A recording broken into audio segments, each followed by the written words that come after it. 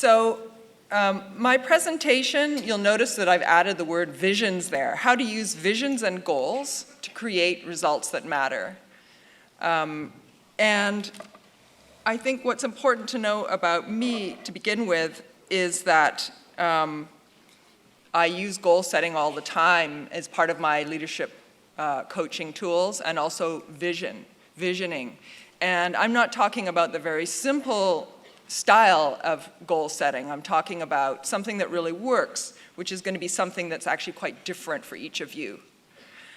So my presentation will reflect that fact, that each of you will connect this presentation in a different way. Each of you will be using goal setting and visioning in a different way.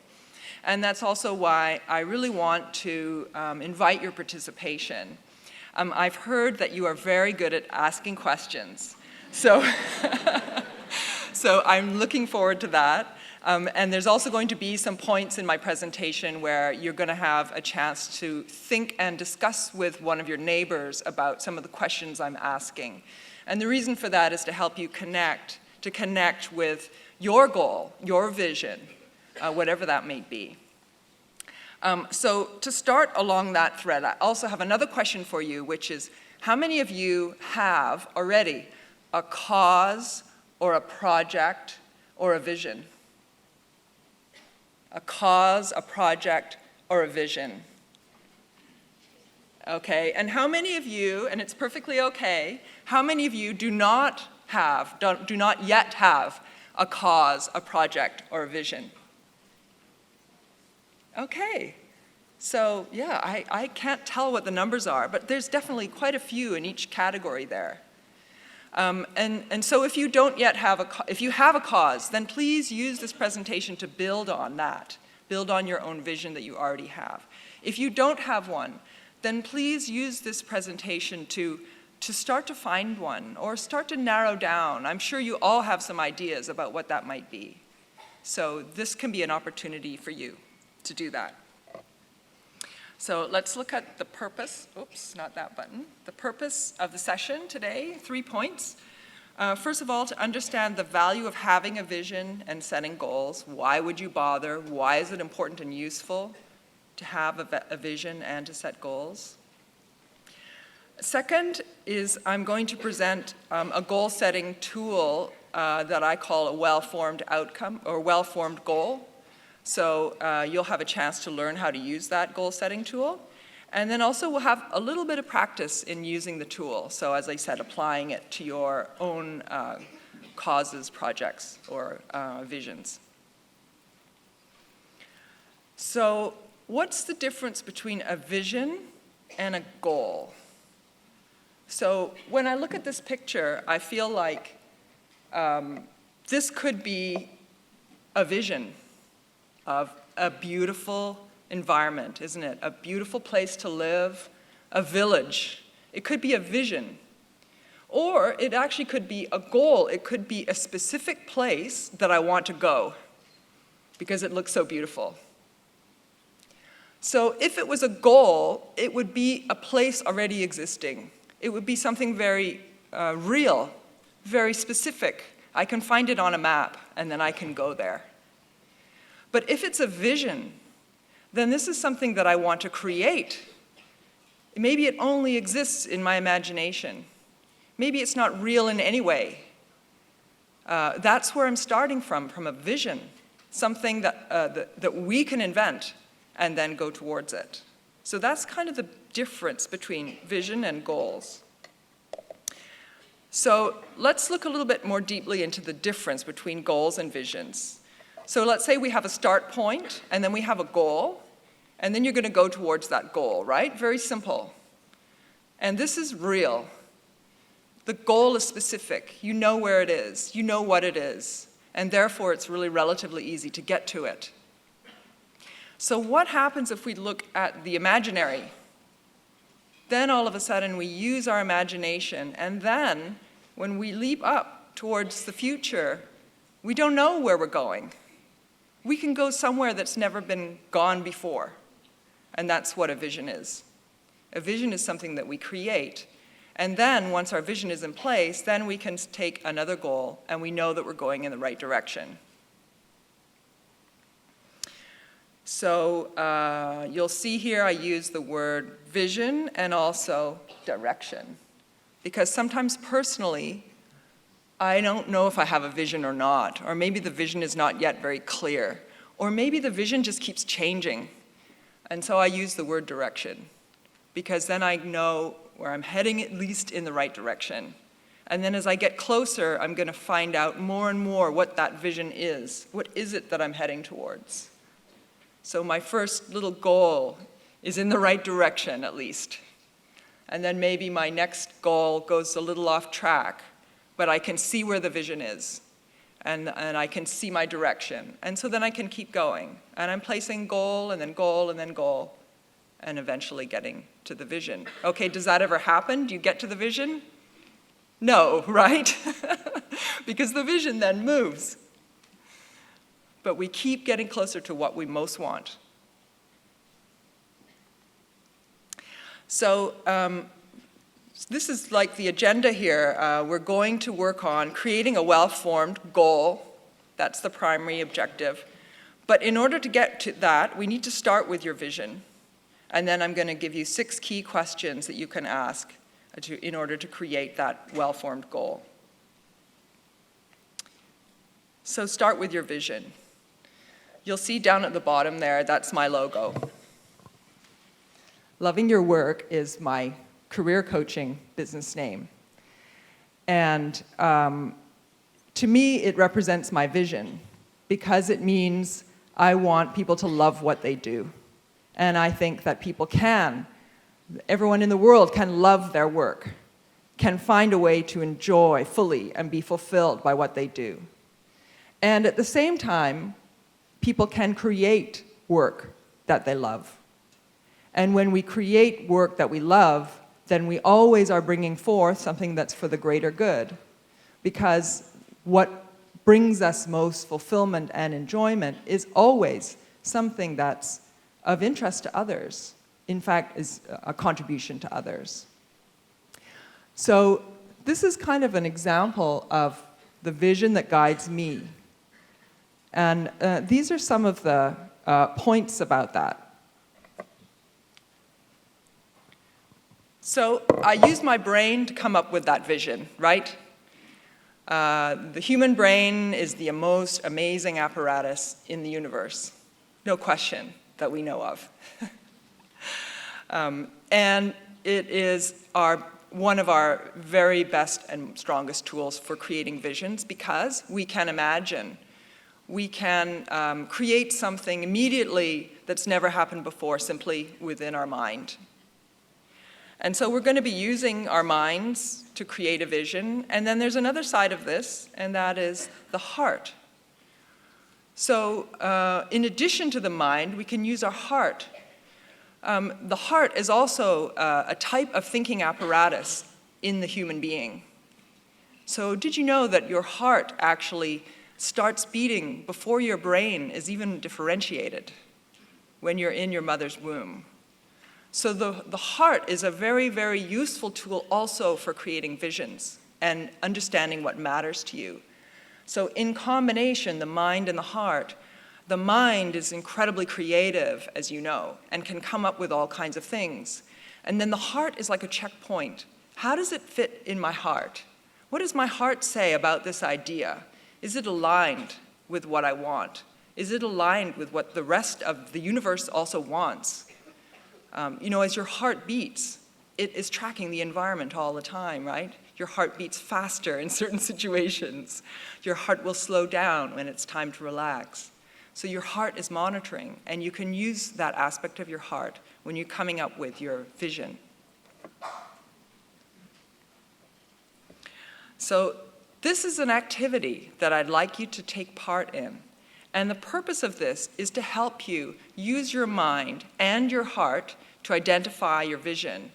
And as I said, if you already have a cause, a vision, or a project, you can use this also in relationship to that. So you see the instructions right there, very clear, right? Number 1, choose one of those 9 images to represent your vision.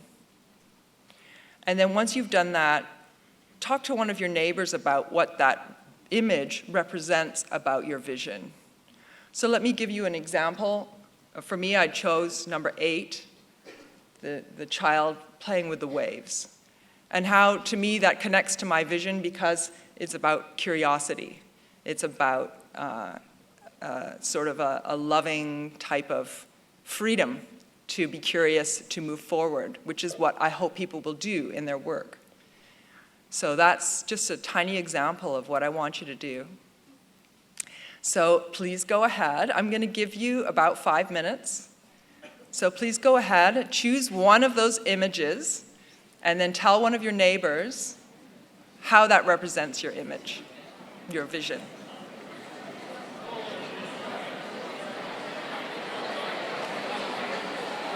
First of all, what's the value of choosing an image to represent your vision? And I think, to me, there's several answers to that. One is that there's a value in connecting to the unspoken or the difficult to put into words. We say a picture is worth 1,000 words, right? But actually, so much more than just words. There's something in a picture that draws out what's really the most important to us that we can't easily put into words. And so by using an image to connect to your vision, then you help yourself to be a lot more clear about what it is and to be able to put it into words that are very meaningful, not only to you, but also to other people.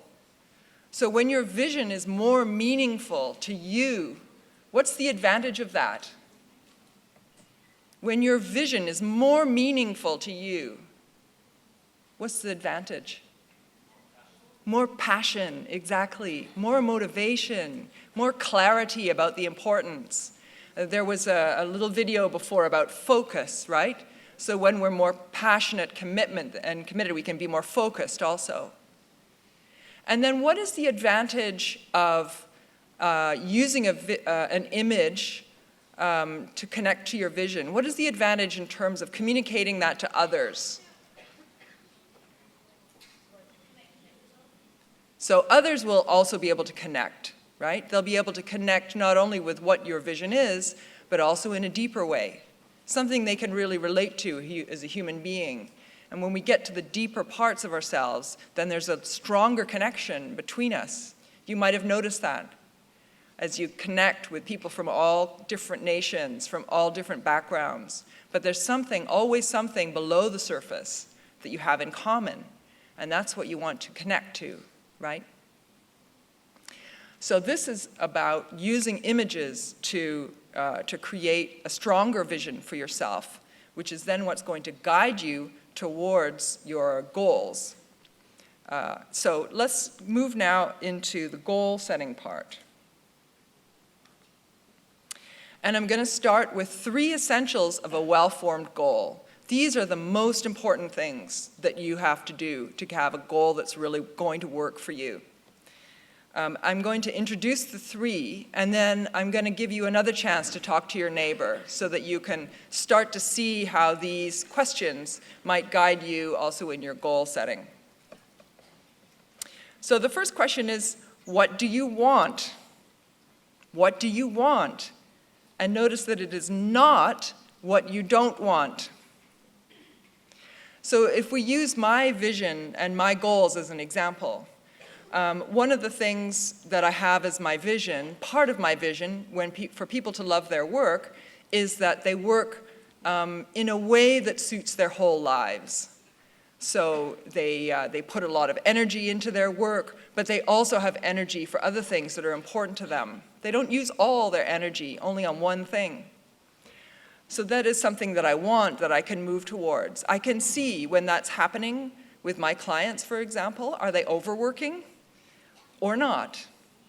But if I were to focus instead on what I don't want, so let's say instead of focusing on what I want for them, I focus on what they don't want. So I don't want overworking. I don't want stressed clients. clients who are doing too much, who are workaholics and things like that. So you'll notice right away that it feels quite heavy and negative. So if I look around the world, around thinking about what I want to do, and I see, oh, there's all those people that are so overworked, they don't have any life, they're put under so much pressure by their companies, then it feels really negative to me. It makes me angry. Angry can be a useful thing in terms of motivating me, but not on a continual basis, because it's very draining to be angry all the time. Not only is it draining to be angry all the time, but I'm not very likely to see the solution. I'm going to be focusing on the problem all the time. Oh, the problem is so much pressure from companies, so much pressure in the workplace. The problem can be, I can see it all over the place, but it doesn't help me move towards a solution. So the same goes for you. And sometimes it's a bit tricky. You might not notice how you're framing your goals. Your goal might seem like something positive, but perhaps most of the words around it are coming from what you don't want. So if it is coming from what you don't want, that's fine, but just convert it. Convert it into what you do want. See the positive side, because then you can actually create it. We can't create what we don't want. We can only create something new, something else. So that's why this one is very important. Okay. Question number 2. What makes it worthwhile? What makes your goal worthwhile? This is pretty obvious, isn't it? That the more you're connected to why you want to do that, then the more motivation you're going to have going forward. And also, it's a double check. Is this really my goal, or is this just something somebody else wants me to do? It's checking in that way. What makes it worthwhile? And the third point here is also critical. How is it in your power? How is it in your control? So again, using my example, is it in my control that companies put a lot of pressure on their employees to work long hours? Not really. I can't do much about that. But what can I control? Lots of stuff, right? I can control what I talk about in front of people. I can control a business that I might create that helps people to navigate their working lives. I can control how I influence leaders to care about their employees and to care about productivity and to care about rest and nourishment and relaxation for their employees as well, to see how that's important. So all that is very much in my power.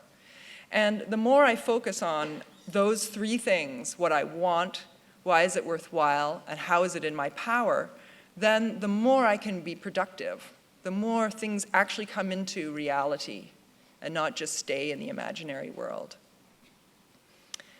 Okay, so as a test then of these 3, then I'm going to ask you again to have a conversation with your neighbor, the same one if you like, or you can choose a different one. I think some of you were in little groups. That's fine. And the main purpose of this little conversation now is to check that your potential goal is what you want, it's worthwhile to you, and it's within your power. So you're going to check that with a neighbor, and your neighbor is going to check your goal, and vice versa, okay? So please begin.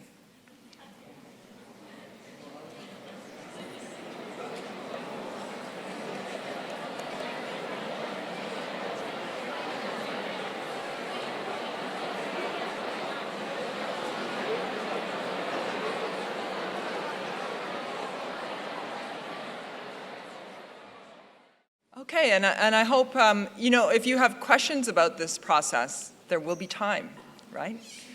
But what we're going to do is go on to the next piece. So this is very overall. We've done vision, very big picture. These essentials of a well-formed goal really apply to a vision as well. We haven't gotten very specific yet, but it's very, very essential. But at the next point, we really need to choose. Because when we choose a goal, we need to make a lot of decisions about what it is and what it isn't. Where, who, why, what, all of this. And I know for myself, I often find that challenging to choose because there's too many great options, it feels like. But I also know that if I try to do everything, then it's not effective, and I'm going to get stuck. And I'm better to select one thing, even for a short period of time. Select just one project to work on intensely for a short period of time, and I'll get much further, and I'll gain a lot of understanding. And then when I choose again, I'll be able to choose more smartly based on that experience, instead of trying to dabble in a lot of different things. And so then, once you've chosen, or as you choose, you can get into the key specifics of a well-formed goal. And the first one is question number 4, what is the context? That means when, where, with who, and all those kind of questions. So for my particular goal, again as an example, the when is the when is now. It's kind of a 5-year vision, more or less, for my part of it. I see about 5 years ahead. Where is here in Hong Kong, with who, then I have my clients, my team members, other coaches, and those are all of the aspects of the context there. And so you can see how that can be, as I've presented it, still quite broad. But for specific goals, this will get very, very narrow. And when I talk about my 1-week goal, then that's very different, right? Very narrow, very specific. And you'll have goals in different time frames, and you can still use the same model. But you need to identify the context. Then number 5, how will you know you have reached the goal? Evidence. You need to have evidence. This is what grounds it down into the ground. Remember that vision before we had of the imaginary and then the real. So now we've gone into the imaginary world to create a vision, but we're bringing it back down to earth to make it happen in real life. That means we need to have evidence. We need to see what will I see, hear, feel, smell, taste, touch when my goal is realized. So these would be things like financial goals, budgeting, all kinds of budgeting specifics. And it could also be things like feeling goals. How will I feel about this project? It could, the goals around seeing, feeling, hearing can be about what will you see around you? What will the people around you be doing? The people that you influence, what will you see in their eyes? What will you hear them say? All these are measures of evidence. And when I'm setting goals in coaching, I always use this discipline to use some evidence. And people often get stuck here. They say, well, how do we know? Okay, for numbers, money, everyone knows how to count that. But you can also do it from the point of view of a movie. So once your goal is achieved, if someone were to take a movie of you and whoever you're doing the goal with, and what would they see in that movie? That's all also real life evidence that you can put into your goal. So this is getting, and then there's a 6th question. The 6th question is related to the ecology of a well-formed goal. So ecology means the interrelationships. So whenever we have a goal, it's always really useful to check the interrelationships. And the main question is, what are the internal and external advantages and disadvantages? So you see actually there's 4 question sets built into this one question. And they're shown here. So on one side, on the right side is internal, the left side for you. Internal, what is the advantage to me personally? And then what are the disadvantages? What are the risks to me? What are the things I may not like that I have to do anyway if I really choose this goal? Really useful to really look at these items before you begin, because then you can prepare yourself. And likewise on the other side, external advantages. What will others gain? And also, how will it affect others negatively? Remember, everything you do always has a negative impact as well as a positive impact. It's inevitable. You can't avoid it. So you will be having a negative impact somewhere, on someone. And so look at that in the real light of day, and then decide from there, is it worth it? Or maybe you can adjust your goal somehow so that it has less impact on something that you care about. For example, a really good example here, I think, is about other people. What do other people think about my goal? Maybe they don't agree. Maybe they're going to be upset by something that I'm doing. And so decide up front if that's something that you're willing to live with. This is something that's, the goal is important enough to you that you're going to live with this disadvantage anyway. And then you can, then this is all part of bringing your goal right down to ground, right down to the ground, the reality of what you're creating. So just to sum up a couple of things. One is to reflect on your results. Look in the rearview mirror, because whatever you create for your goals now, if you look back at how the results come out, then you can improve. Very obvious, right? And very important. It's actually one of the things that coaching is about, more than almost anything, is to help you reflect, to help all of us reflect on what we did and what were the results, so that we can improve. And then the second point is to hold your goals lightly. So don't take them too seriously. Don't expect them to work out perfectly. Don't get too upset by whatever the results are or are not, because when you hold your goals lightly, then you can let them go, and then you can get a new goal. And you can learn much more quickly when you're operating in that kind of way. So with that, I'd like to ask, what are your questions?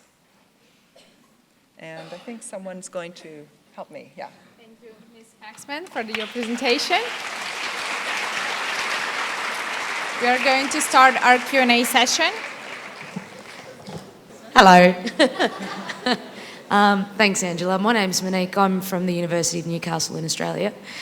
You were talking about goal setting, and you were talking about even bringing it down to those like 1 week goals. You had your 5-year goals and then really narrowing down. Do you find that heavy goal setting disrupts the fluidity and the flexibility of things that might, come into play or affect those goals?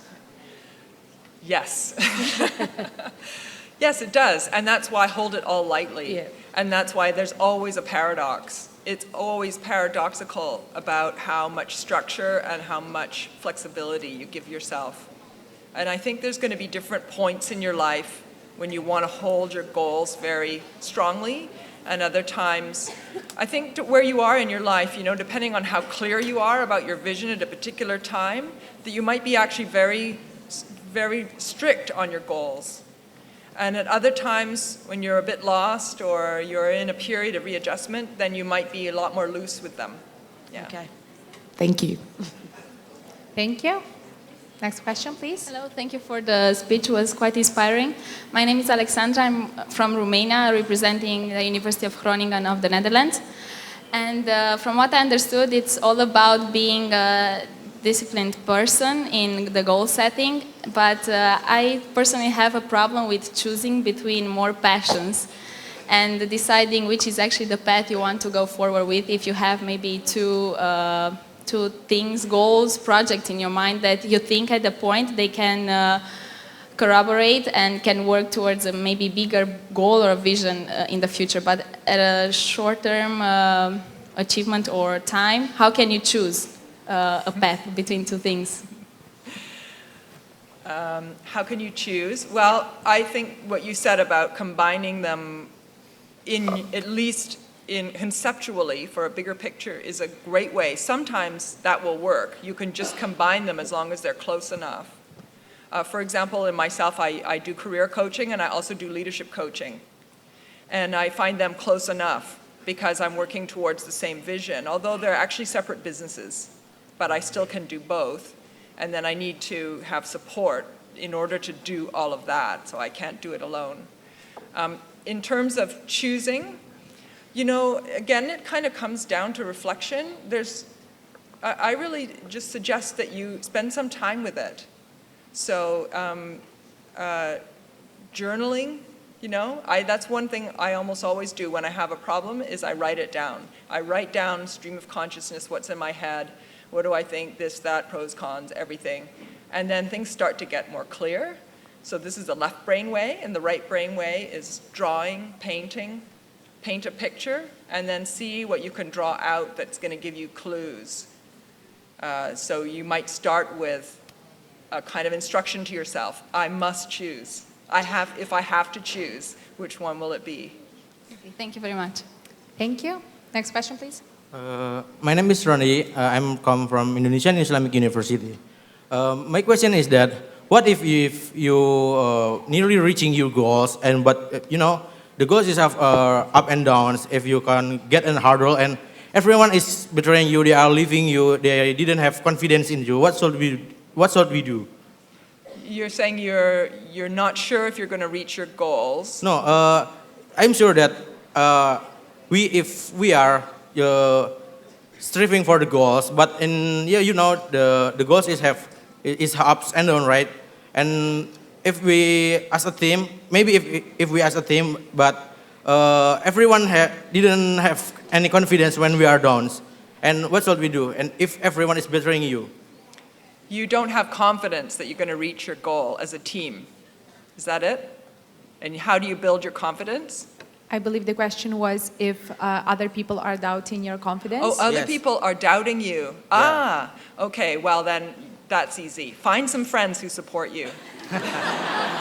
Okay, thank you very much. Thank you. Next question, please. Hi, Angelina Spaxman. My name is Po Yahu. I'm from Taiwan. I have one question. How do you face failure or something depressive and how to recover from that? And you can ease your heart pain.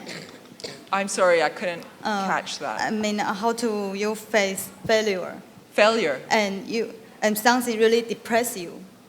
and something, Depressive. Depressing. Depressing you. Oh. And how to recover from that? how to recover. Yes. Yeah. Oh, well. You know, there's no easy answer for that one. I think one of the things to remember if you face failure is congratulations. Yeah, because if you face failure, then you've done something difficult, right? Something risky. So I would say to you, congratulations. Yeah, there's something very, very valuable. And the more deeply you face failure and the more it impacts you emotionally, then the stronger you can become through that.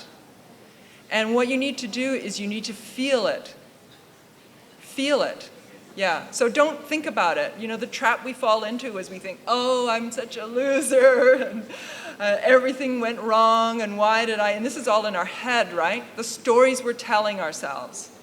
So what you need to do instead is focus on the feeling, because when you feel like a failure, you feel that in your body somewhere. Focus on that, because that's where the learning happens. So I have to wait until the pain disappears. No, you focus on the pain. Does that answer your question? Okay, I will think more. Thank you very much. Thank you. We will take 2 questions from the balcony. Please, the first 2 questions. You know, could I add, this is a very complicated answer that I just gave. And I do have an article on my website that explains it more. And I don't know if I don't have the link handy, but is there a way I can pass that on? You can leave the link with us and we will be happy to share with all the delegates. Yeah, so, yeah. All right, we'll I proceed think with it's a 2 great questions from the balcony, please. Hello, I'm Ryo Namba from Japan Osaka International University. It was really a familiar topic for us. We are young, so really good chance to think about our future. Thank you very much. My question is, which is better to have small many targets like I want to be as a bridge between Japan and foreign companies, which is better to have small targets like I try to have many foreign friends and try to improve my English or to have big dream. Yes. I mean, Can you have both? yeah, you know what I mean? Have both. Thank you for your No, question. yeah, have big goal or have many small targets. Yes, definitely have both. Yeah, have Yeah, big because goals. you know your big goals, you can always change them, Yeah, right? But then they guide you. They tell you where your small goals should be. Without the big vision, you would have no way to know what your small goals are. And the small goals are very smart. Yeah. Yeah. Thank you. We'll take the Thank you very second much. question from the balcony.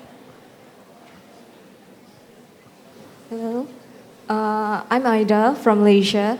So it's just a simple thing. You know, even when we set our goals, objectives, targets, and all that, there might be possibilities that there are times when the things just backfire. You know, there are times in this life when we just realize that the dreams are no longer feasible.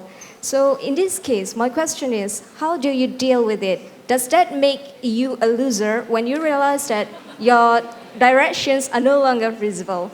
So that's all. Thank you. Very good question.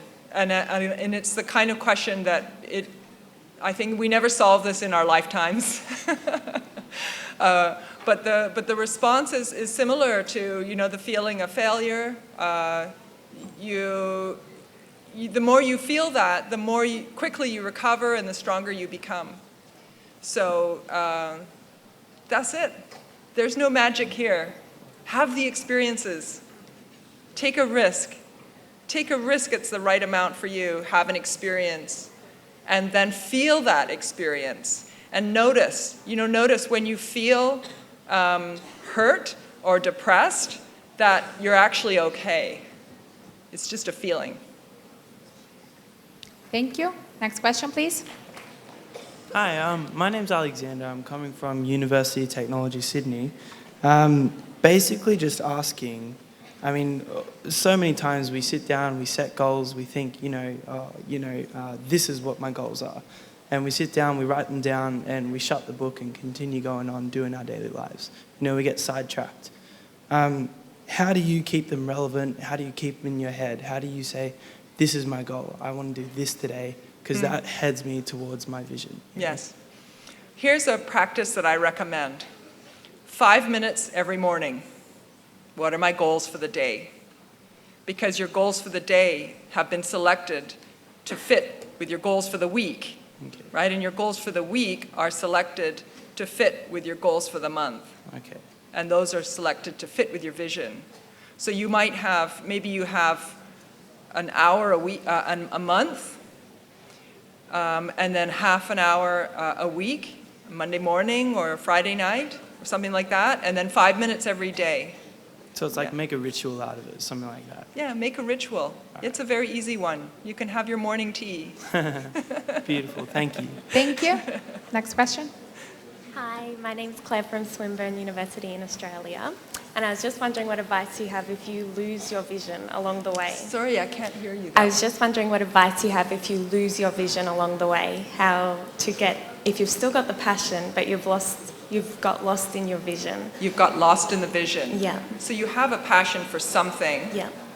But how do you know you've lost the vision? If you've got off track with your goals. You've gone off track. Yeah.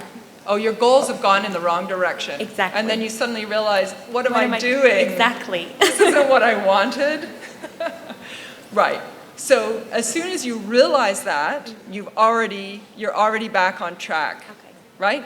Because then you just step back, take a look, and then create a new goal. Yeah. Let that old one go as fast as possible. Okay. Thank you. Thank you. Next question, please. Hi, I'm Aurelie from the Fashion and Design Institute in Mauritius.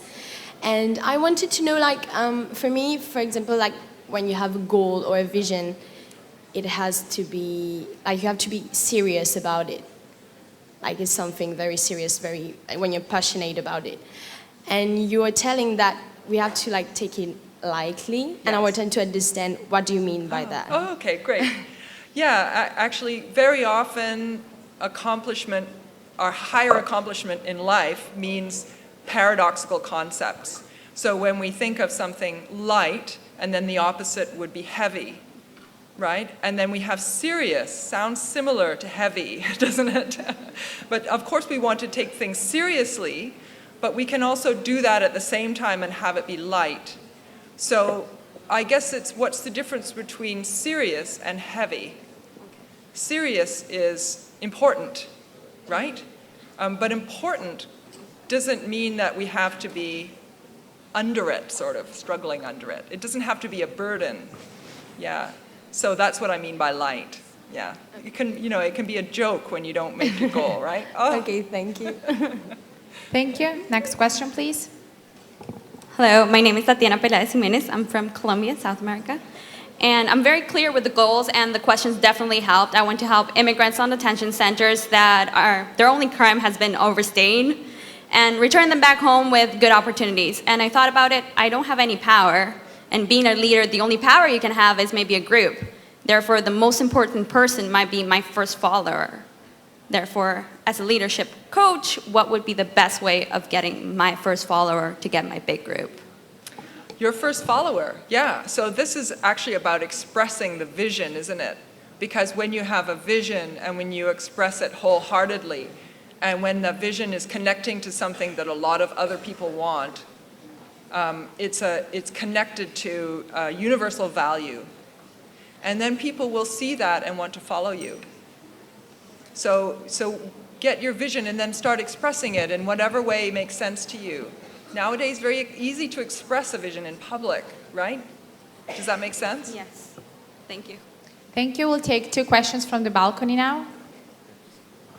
Hi, my name is Mehdi. I'm from University of Western Sydney. My question is, as young people, as a vision, it's our goal. We strive towards an ideal because it's something we foresee that we want the world to become. And as young people, we are lacking in experience, which is why we're all here.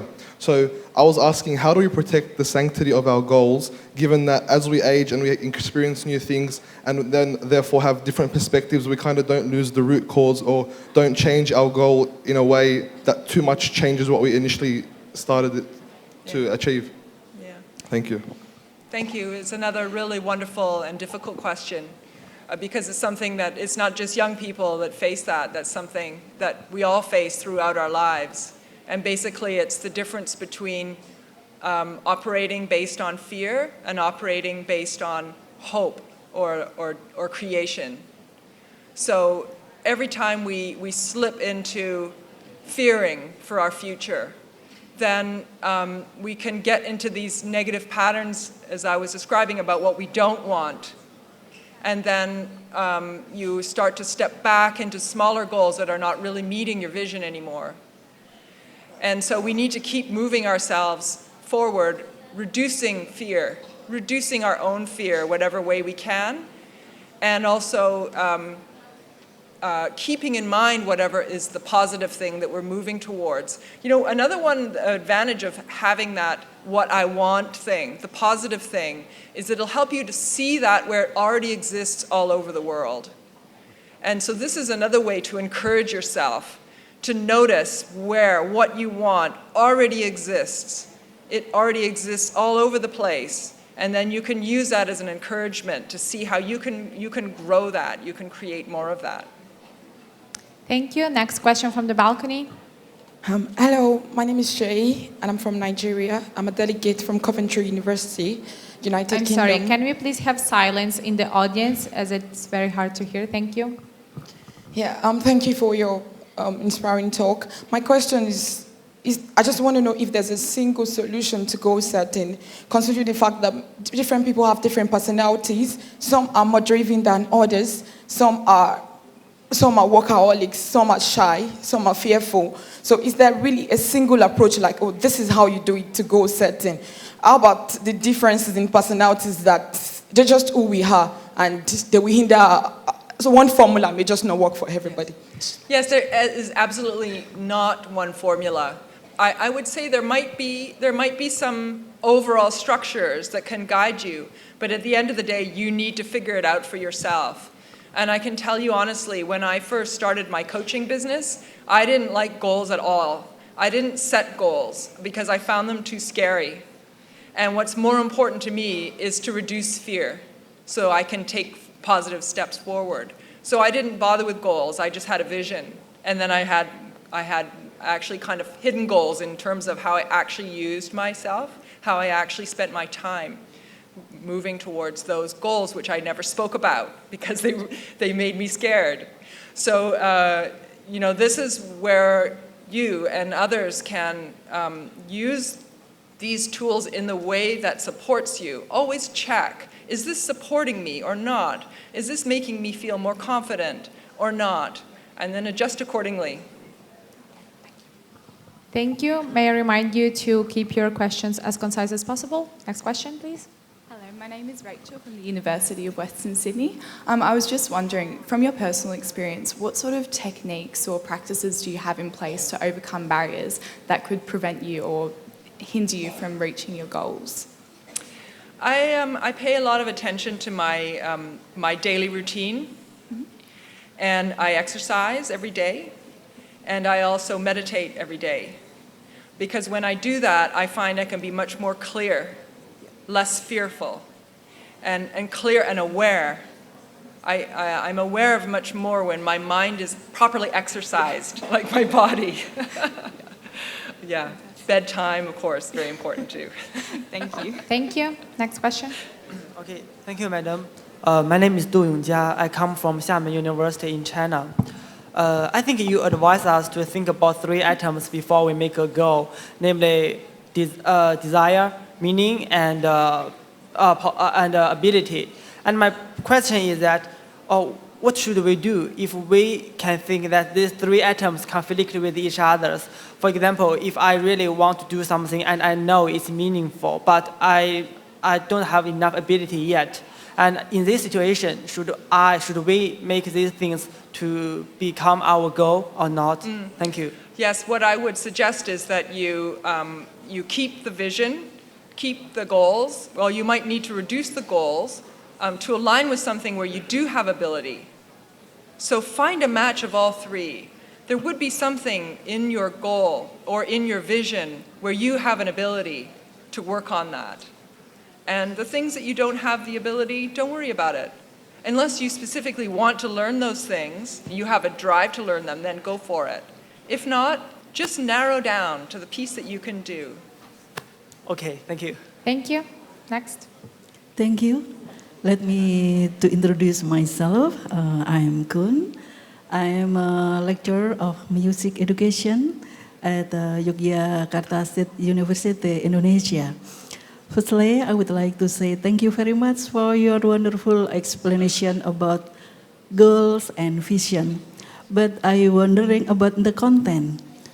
What is your goal and what is your vision, especially about leadership? What is my goal and what is my vision about leadership? My vision is that leaders are what I call self-authoring.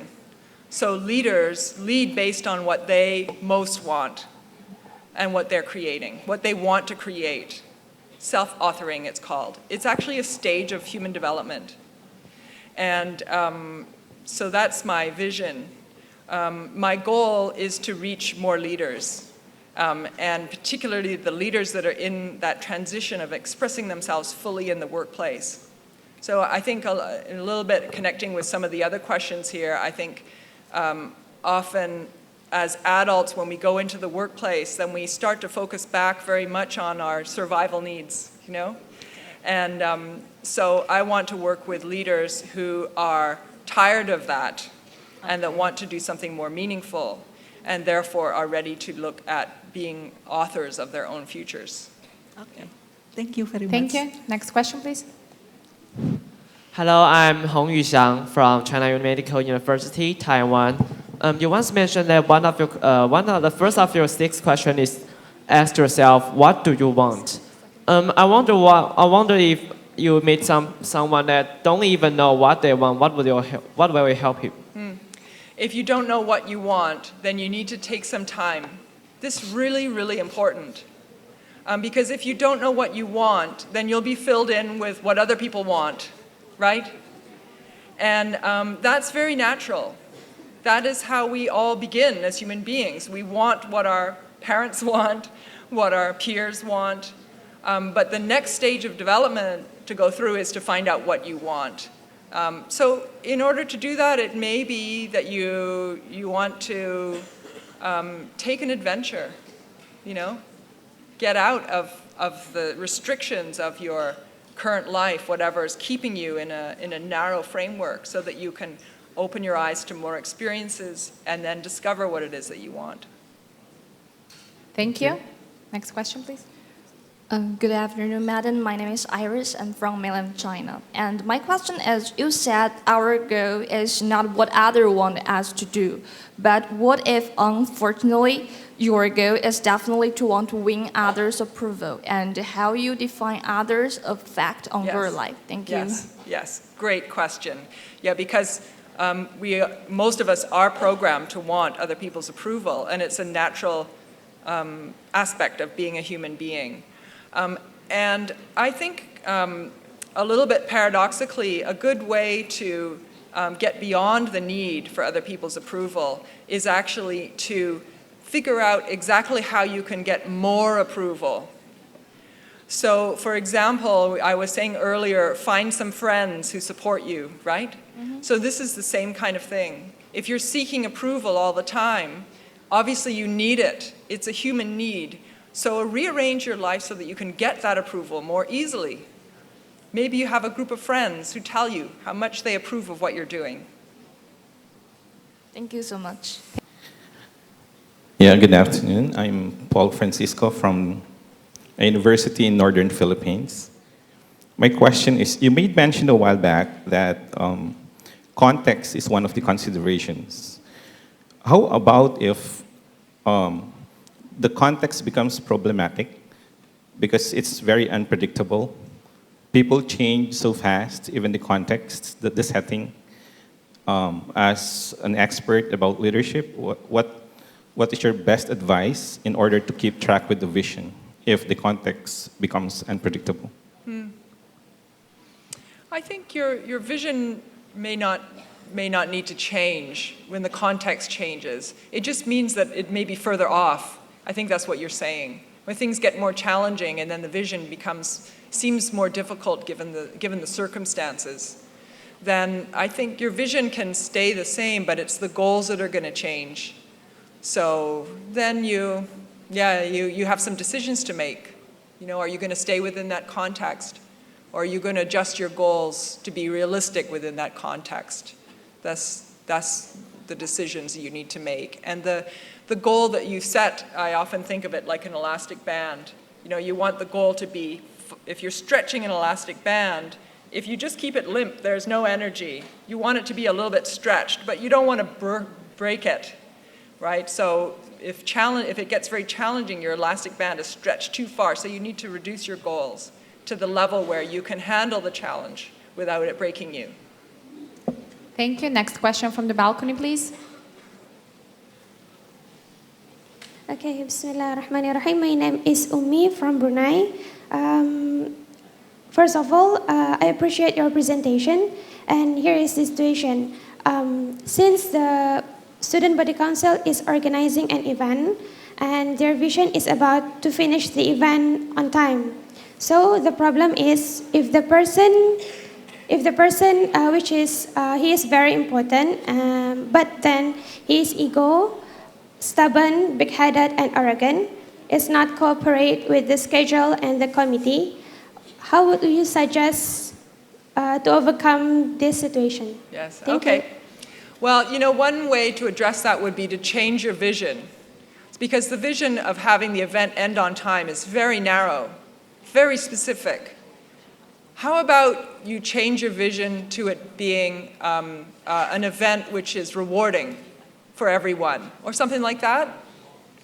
And then if a detail changes, then you can readjust to make it rewarding.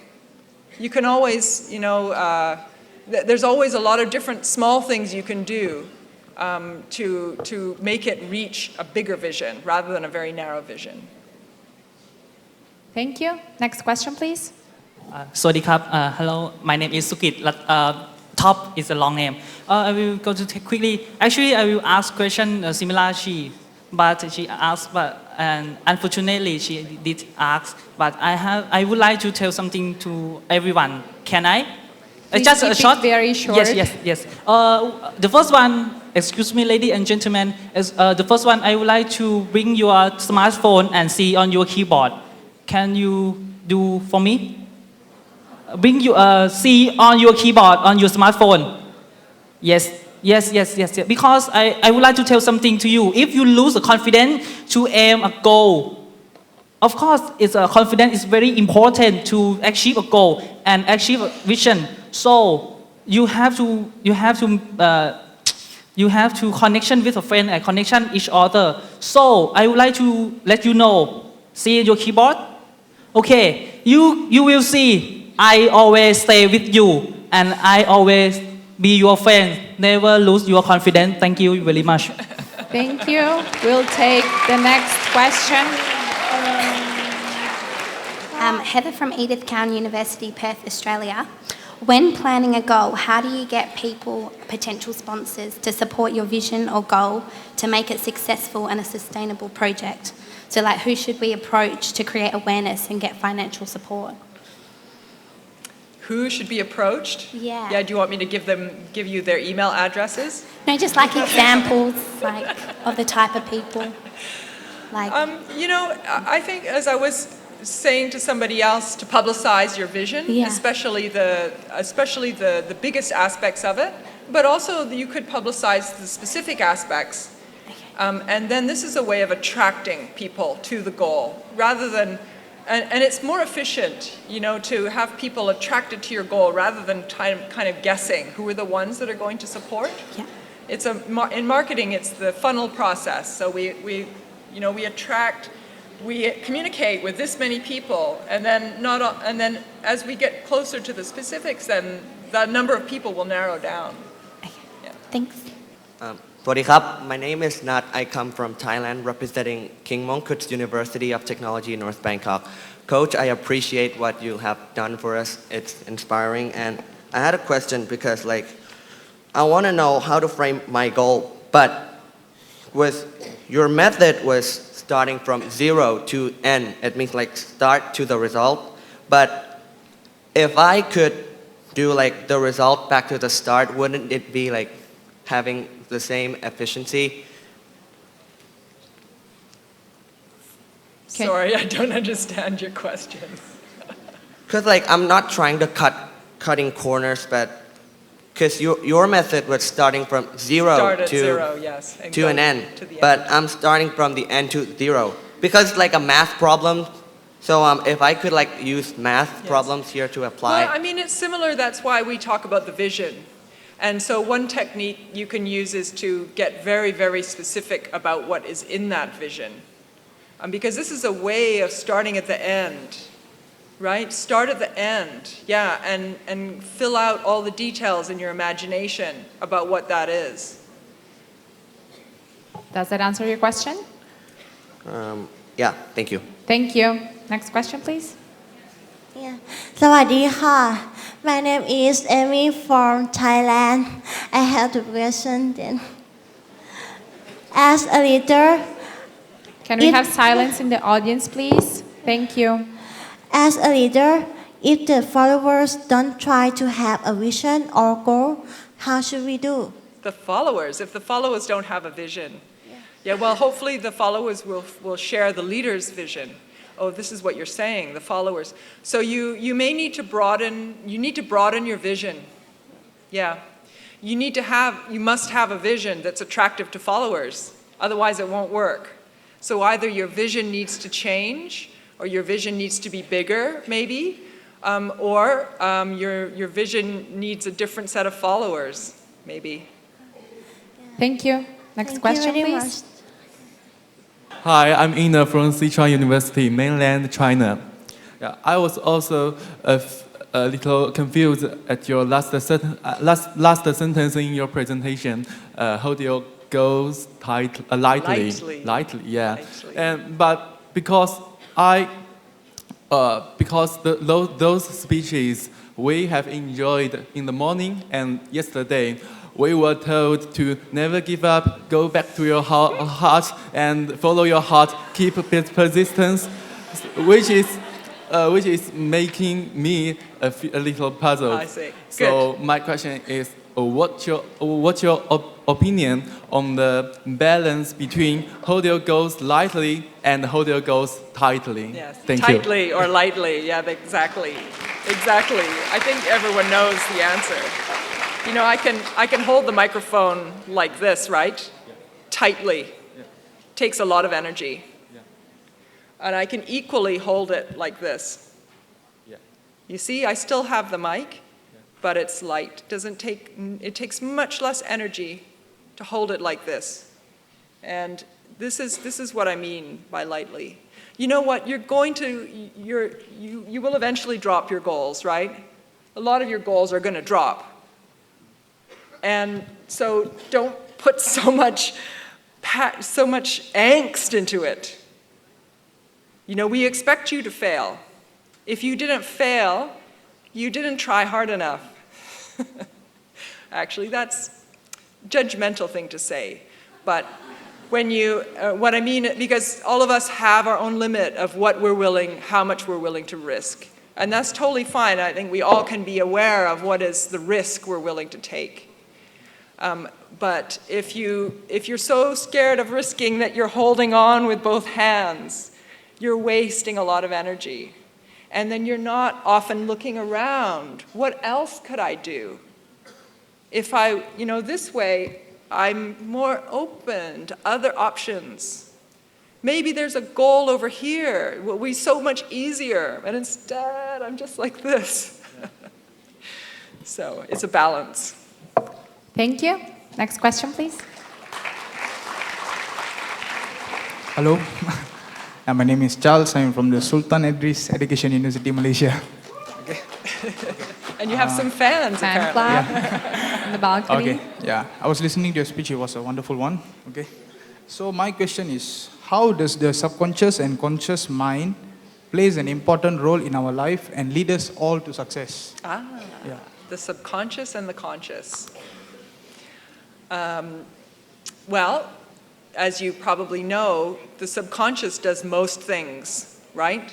Like even my speaking is basically unconscious. I don't consciously move my mouth to make these words. When I stand here, my whole body is being operated unconsciously without my awareness of it, and yet doing it very well. Staying upright the whole time, right? And the conscious is a very, very small part of that. So you're asking how to use the subconscious and the conscious to be effective. So many ways to answer that. One way is to tap into the unconscious more, because there is so much power there. And to use the subconscious, the unconscious regularly. So like I said, I meditate every morning. And I often ask myself for different answers. I ask my heart, is this a good idea or is this a bad idea? So I'll ask my conscious mind, which could be very complicated, right? Is this a good idea or a bad idea? And I'll be creating lists and talking to people, all of this on the conscious level. But then to tap into the unconscious, I do something artistic, or I do something very, very quiet, or I just ask myself in a different way. That's where the lightness comes in too, lightness in the body. Then I can ask myself in a different way, and then the unconscious will give me much, much more clarity. Thank you. Thank you very much. I will be taking all the questions left, but please keep them short. 4 more questions. Can someone assist with the microphone, please? Hello, I'm Zhang Wei from China, representing Sichuan University.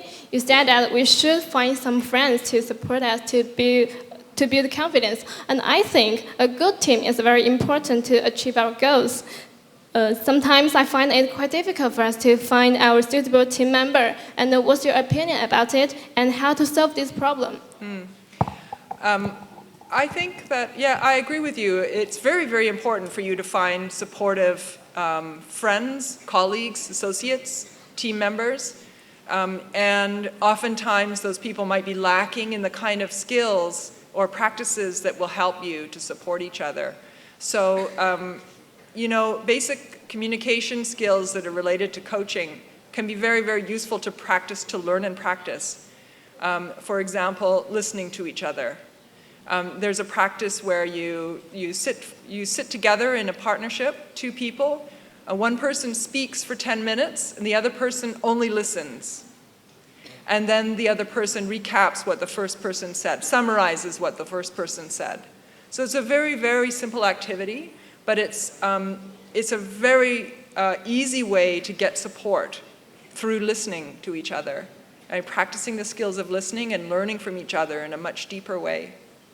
So that's one example of how you can go about building those kind of skills and practices within your own team. Oh, thank you. Thank you. Next question, please.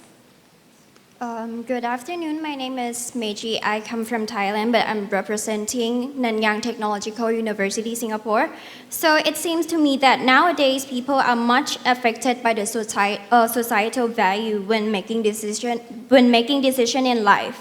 Especially in the Asian context where we are much affected by what others think of us, and also the parents kind of tell us what to do all the time. So my question is, what would be your advice to those people who feel that they are restricted by the societal value to find something that is intrinsically motivating for them? So there's a conflict in some way between you, what you want, and the societal values, is what you're saying. Yeah. So how do I deal with that? Well, societal values are created by what?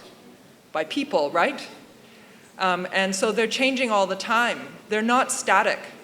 So even though we may name them and we think that they stay the same all the time, but in fact they don't. They change very quickly. And the way you can support that change is by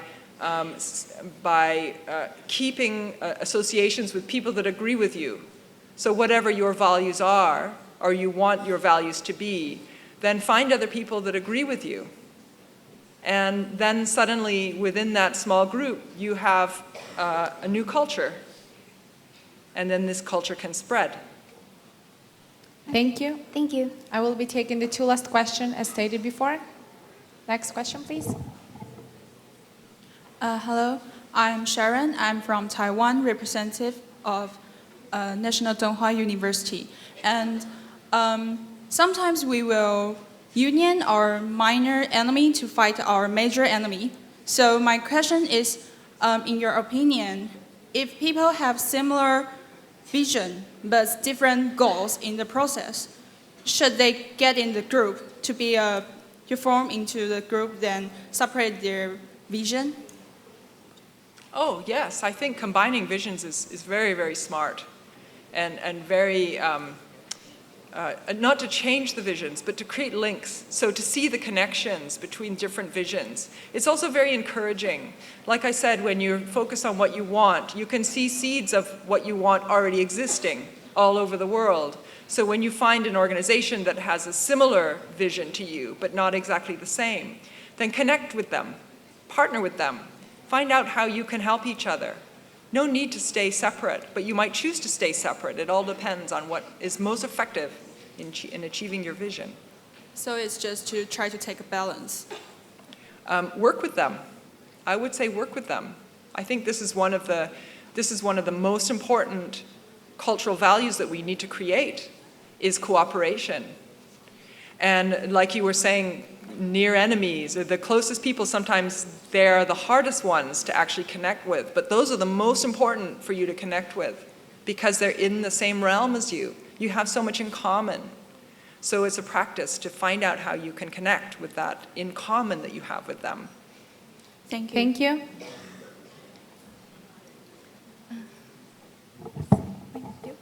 Hello, my name is Lala. I'm from Yogyakarta State University, Indonesia. My question is, if we have vision, but the problem is our parents want us to be something that's different with us, or what the best way to talk with them because we don't want to make them disappointed? Thank you. I think, it's inevitable. There's going to be times that all of us, we disappoint our parents. Yes. And gee, I don't know. You have to figure it out yourself. You know, I think some people disappoint. I think some of the most successful people, they disappoint their parents tremendously, harshly. And on the other hand, some very successful people are very aligned with their parents and really find ways to connect and work together. So I don't think there's a really right answer for that. I think you need to figure it out. Okay, thank you. Thank you. Our very last question. Hello, I'm Wu Qirui from. Thank you. Hello, I'm Wu Qirui from South China University of Technology. Thanks for your impressive speech. And as you know, sometimes accidents do happen, and it's really crucial. So, in what kind of circumstance you would change your goals? In what kind of circumstances would you change your goals? Rationally. Rationally. Yeah. Yes, I think the key is to change your goals easily, lightly. And the thing is to be really aware of why you're doing it and what you're doing. So, you know, I think what you don't want to do is change your goals because you're afraid. So that's the wrong reason to change your goals. But the right reason to change your goals is because they're not working. It's not effective. That's different. And so that's where you need to be very aware of your inner process around that setting of goals. Are you afraid, or are you moving towards something that you want? Thank you so much. All right. Really lucky to be the last one. Yeah.